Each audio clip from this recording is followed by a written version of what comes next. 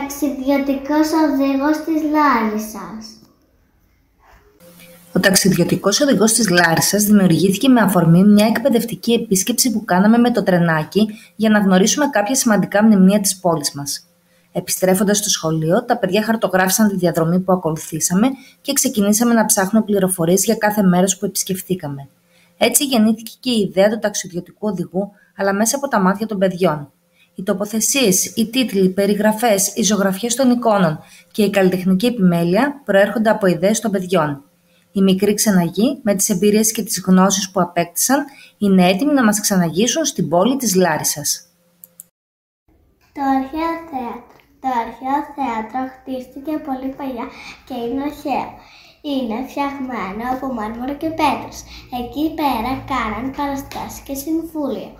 Έχει ένα ημικύκλο για να κάθεται ο κόσμος, σκηνή και ορχήστρα. Έπεσε από έναν σεισμό, αλλά το ξαναφτιάχνουμε για να βλέπουν παραστάσεις και να το θαυμάζουν. Το οδείο των μουσικών παραστάσεων. Το οδείο είναι ένας χώρος που κάνουμε πάρα πολλές συναυλίες και παραστάσεις. Παίζουν μουσική, χορεύουν, τραγουδάνε και οι θεατές πηγαίνουν για τους απολαύσουν. Έχει μια μεγάλη σκηνή και θέσεις για τον κόσμο. Έχει και πολλές τάξεις να μαθαίνουμε νότες, ντο, ρε, μι, φα, σόλ, σι, αλλά και μουσικά όργανα, όπως μεταλλόφωνο, πιάνο, ντραμς και κιθάρα. Ο Άγιος Αχίλιος. Ο Άγιος Αχίλιος είναι προστάτης της Λάρισσας και γιορτάζει 15 Μαΐου. Τα παλιά του χρόνου έχει βοηθήσει πολύ κόσμο. Τους χάρισε την περιουσία τους, τους προστάτευε από τους κακούς, μιλούσε με ωραία λόγια για την αγάπη. Οι άνθρωποι για να τον τιμήσουν έκτισαν μια μεγάλη ωραία εκκλησία που είναι στο κέντρο της Λάρισσας και είναι κτισμένη ψηλά για να φαίνεται. Βρίσκεται κοντά στον ποινιό, μπορείς να πας ή από τα σκαλοπάτια ή από έναν δρόμο.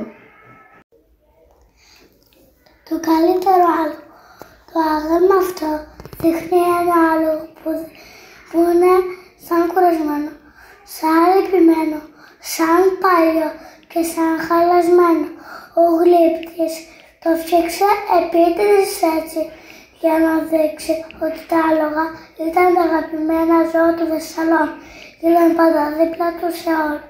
Οι άνθρωποι από τα πολύ παλιά χρόνια χρησιμοποιούσαν στον πόλεμο και μετά στα χωράφια. Και γι' αυτό το άλογο κουραζόταν πολύ. Το άλογο είναι και το σύμβολο της Λάρισσας. Τα θεσσαλικά άλογα είναι τα καλύτερα στον κόσμο, γιατί είναι πολύ γρήγορα και δυνατά. Τέτοιο άλογο είχε και ο Μέγας Αλέξανδρος του Κεφάλου, που είναι το πιο γνωστό άλογο στον κόσμο. Αργότερα οι άνθρωποι τα χρησιμοποιούσαν στις δουλειές τους και μετά στα χωράφια, γιατί τα άλογα ήταν πολύ εργατικά, δυνατά και ακούραστα. Ο ποινιός της Λάρισσας. Ο ποινιός είναι ένα μεγάλο ποτάμι της Λάρισσας που περνάει από το Ευκαζάρ και φτάνει ως τη θάλασσα. Λένε ότι γεννήθηκε από το κλάβο δύο βουνών, της Πίνου και του Λύκα, όταν οι θεοί του Ολύμπου τους χώσαν, επειδή ζήλεψαν την ευτυχία τους. Το μουσείο του Ιπποκράτη. Ο Ιπποκράτης ήταν ένας αρχαίος Έλληνας γιατρός που ήρθε στη Λάρισα για να γιατρέψει τους αρρώστους. Χαράπαιζε τον κόσμο γιατί έδινε φάρμακα που τα φτιάχνε με βότανα. Και τους βοηθούσε? Τους βοηθούσε να γίνει καλά. Ο όρκος του Ιπποκράτη είναι μία υπόσχεση που όποιος γίνεται ιατρός του τη δίνει. Ορκίζεται ότι θα βοηθάει τους αρρώστους και θα κάνει ό,τι καλύτερο μπορεί για να τους γιατρέψει και να μην πονάνε. Λένε ότι το έγραψε ο Ιπποκράτης ή κάποιος μαθητής τους. Λένε ότι είναι γραμμένα στα αρχαία ελληνικά. γράφουν πολύ σημαντικά πράγματα, πόσο πολύ αγαπούσε ο Ιπποκράτης τους ανθρώπους. Το πάρκο του Αλκαζάρ είναι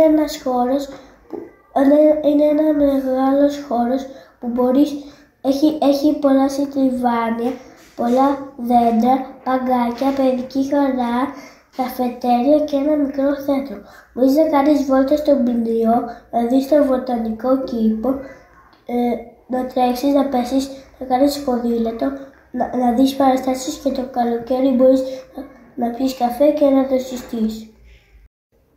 Το φτερό της αεροπορίας, το σύγχρονο μνημείο, δείχνει το φτερό από ένα αεροπλάνο που έπεσε σε αυτό το σημείο και είναι φτιαγμένο από μέtal και από σίδερο και βρίσκεται μέσα στο πάρκο του Αλκαζάρ, συμβολίζει την πολεμική αεροπορία. Ένας κήπος γεμάτος λουλούδια και βότανα. Ο βοτανικός κήπος έχει πολλά λουλούδια όπως μαργαρίτες, τριαντάφυλλα και παπαρούνες που τον ομορφαίνουν. Έχει και πολλά δέντρα όπως άλτα και κυπαρίσια. Έχει και πολλά βότανα που μπορούμε να τα φτιάξουμε και φάρμακα όπως έκανε και ο Ιπποκράτης. Μπορούμε να τα βάλουμε και στο φαγητό για να πάρει γεύση. Πώς μπορούμε να πάμε σε αυτά τα μέρη? Με τρενάκι, με ποδήλατο, με λεωφορείο ή με πόδια ή με αυτοκίνητο.